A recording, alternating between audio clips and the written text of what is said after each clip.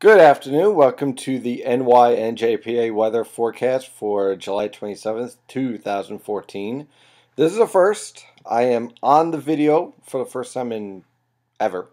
And some people were requesting it, like, what do you look like? Who are you? Are you real? Yeah, that one was a little weird. Am I real? Obviously, I'm real. Okay, so we have a lot to talk about today. We have severe weather. We have a major change in the weather pattern. It's going to get cooler and less humid.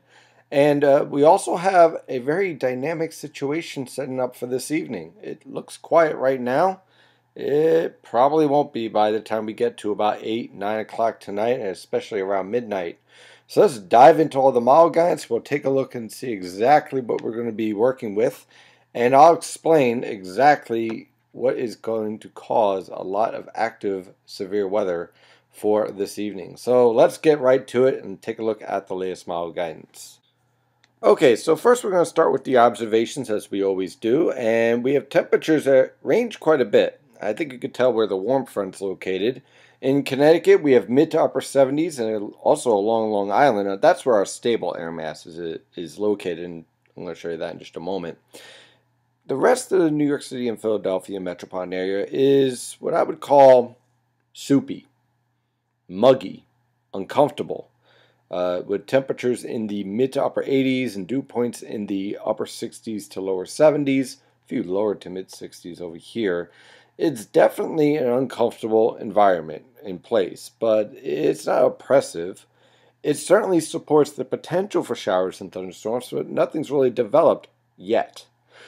So let's take a look at the surface map right now and really get a real good idea of what we're dealing with as far as boundaries. And what we have here is a very complicated system here. We have one warm front that has driven up to about Connecticut and Long Island. It's about to push into New England. And as it's doing so, behind that warm front, we have very humid air. Now, Long Island is remaining cool because you have a southerly wind that's coming off the Atlantic, which, by the way, is actually a bit colder than normal this year, over right along the immediate coast. Meanwhile, you have a very warm, humid air mass over much of the northern mid-Atlantic behind this warm front, but there is a separation in the warm front right around here over western New York, and it produces a very interesting result as a result of that boundary. We have another cold front over here around the Great Lakes, and we have another stationary boundary over portions of southeastern Canada, and then a strong cold front that's driving through the Ohio River Valley. This cold front is the one that's going to be the major trigger for major not winter storms, severe storms. But as you can tell, it's a little bit back further to the west. I mean, it's got some traveling to do in order to get to our neck of the woods. So what's going to cause these thunderstorms? What's the trigger? Well, when we take a look at the latest instability, this is the lifted index. I showed this on Twitter a little bit earlier. And what we're seeing here on Twitter as of 2:49 p.m. is we have some rather unstable air, anything above -3, that basically extends from Connecticut, central Connecticut, all the way back west to Ohio. Now, clearly the most unstable atmospheric conditions are located in the Ohio River Valley, but it's starting to spread throughout much of central Pennsylvania. Note this morning, this instability line is kind of like the borderline between not much going on and watch out for severe thunderstorms. This border has been pushing east slowly with the warm front. So clearly we have increasing instability in the atmosphere. Now, what's different from a normal severe weather event where you just have, a weak cold front moving through and you get some thunderstorms in the afternoon and evening, is that this instability is not going to collapse very quickly. And it's because it's being supported by what we call a subtropical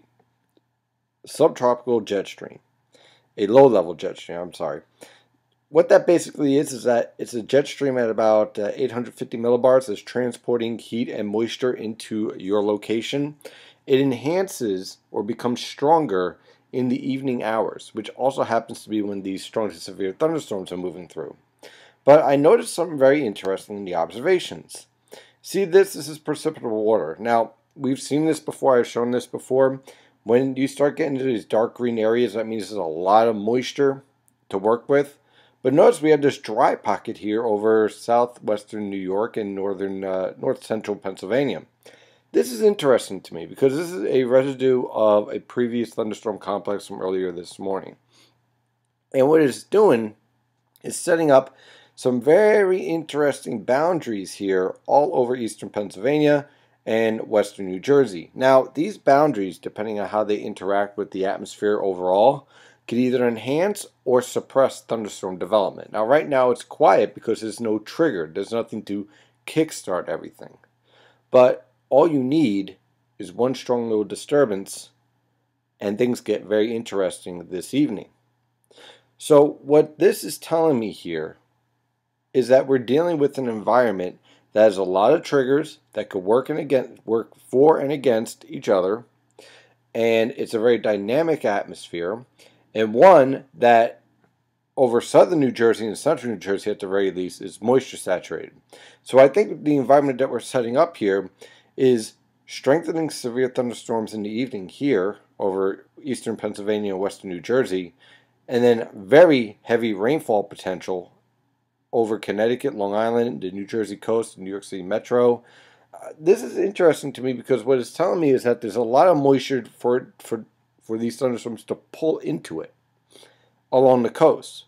But the coast is also a bit more stable. So what this usually leads to is elevated thunderstorms late tonight that can produce strong wind gusts, frequent lightning, and very heavy downpours, but not necessarily hail or tornadoes. So it's a very interesting dynamic environment in place, and one that we have to really keep an eye on for tonight throughout the Philadelphia and New York City metropolitan area. Now this next map, this tells us all about shear potential.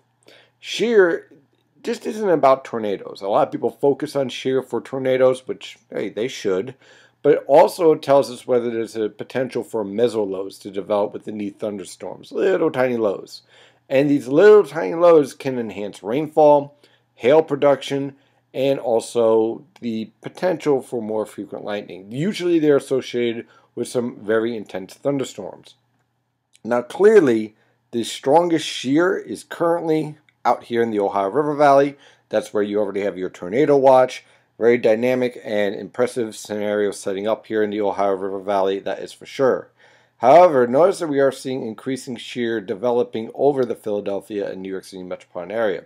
So what this tells me here is that if a thunderstorm does get firing this afternoon and this evening, it will have ample shear to work with to create a cyclonic circulation within the thunderstorm to make them severe very rapidly. So this is another indication that the potential is certainly there. The question is interaction. So on the latest radar, you can see what I'm talking about with the kind of popcorn type isolation of these thunderstorms right now. We have one that just kind of fired over southern New Jersey that came and collapsed just as fast. We have a few thunderstorms here over Connecticut with the residual disturbances that moved through this morning. And then this is also associated with the warm front as well. And that's pretty much high and dry and quiet here this afternoon. What we're going to be watching for this evening is to seeing how any outflow boundaries from these thunderstorms up here interact with the minor boundaries that are showing up down here in the Philadelphia and New York City metropolitan area. By the way, we're also watching a sea breeze front that could develop in about an hour or so over southern New Jersey and central New Jersey that could really also complicate matters with this forecast. One aspect that I'm just kind of scroll back here and mention, these thunderstorms here, if they become really intense, which right now that looks pretty intense, then what can happen potentially is that you get these thunderstorms really firing up and then they dive south and east towards, let's say, West Virginia, and Maryland, and that creates sinking air over the Philadelphia and New York City metropolitan area. And as a result, what you end up with, quite frankly, is almost nothing. Right now, the mesoscale models are not showing that. They're showing a very nice complex developing from this complex late tonight, let's say around 12 a.m. on through about 4 a.m., just driving through the Philadelphia and New York City metropolitan area. So right now, my idea here with this forecast is that if you have plans for this evening, going out to, let's say, movies, outdoor movie, for example, I think you'll be okay. I think that for the most part, I can't rule out an isolated shower or thunderstorm, but I think you'll remain dry and storm free. It's after 10 o'clock throughout the Philadelphia and New York City metropolitan area where things start to get rather dicey, and we could see thunderstorms that produce what's called a bow echo, which is basically a line of very powerful storms with frequent lightning, heavy rainfall, and wind gusts over 60 miles per hour just driving through eastern Pennsylvania, New Jersey, southeastern New York, and Connecticut late tonight into early tomorrow morning.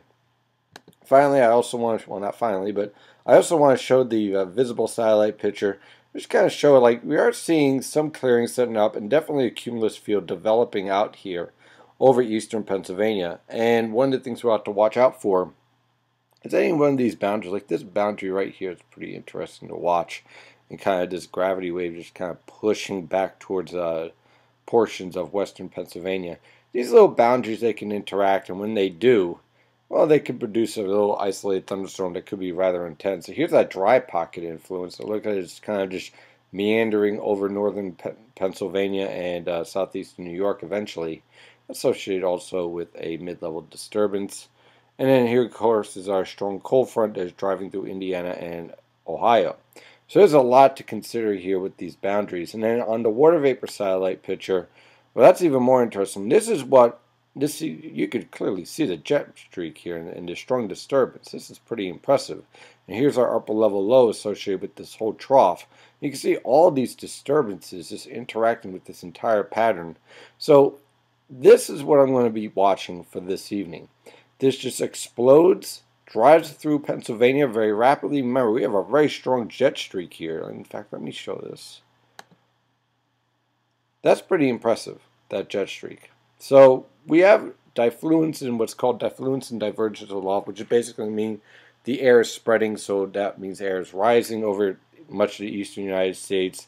So we have all of the ingredients necessary for what could be a rather impressive severe weather event late tonight into tomorrow morning for the Philadelphia and New York City metropolitan area. Again, it all comes down to interaction of all these disturbances, and I'm keying in on this one for late tonight into tomorrow morning.